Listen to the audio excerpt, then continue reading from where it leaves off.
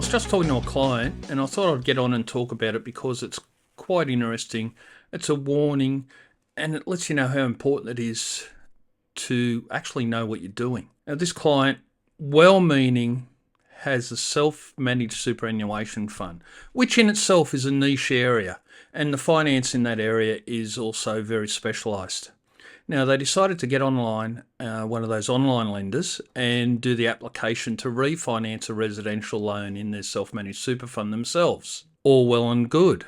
But as we were talking, it came out that they'd nearly finalised the loan, except they were taking the loan out in the name of the superannuation trustee, not in the name of the bare trustee. Now, anyone that knows what they're talking about knows that this instantly makes the self-managed superannuation fund non-compliant. Therefore, it fails all the ATO rules, they lose all the benefits, they lose the concessional tax rates, and it may well be irreparable damage. At the very least, it would be expensive to fix and difficult and very stressful.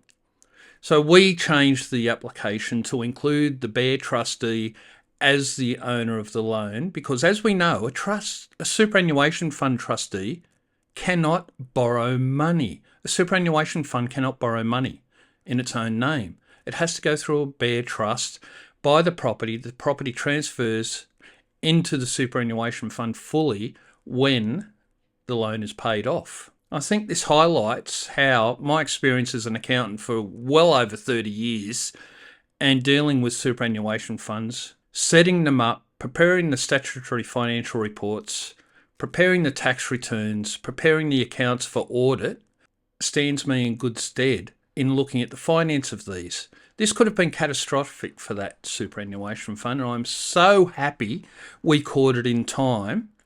And the best part is, it didn't cost them anything to come and see me, because the bank will pay me a commission. As you know, brokers get paid by the bank, but I get joy out of knowing they're not stressed. They're not in a situation which could have financially impacted their retirement. So it's well worth talking to a broker, especially a broker who knows what they're doing in these specialised areas.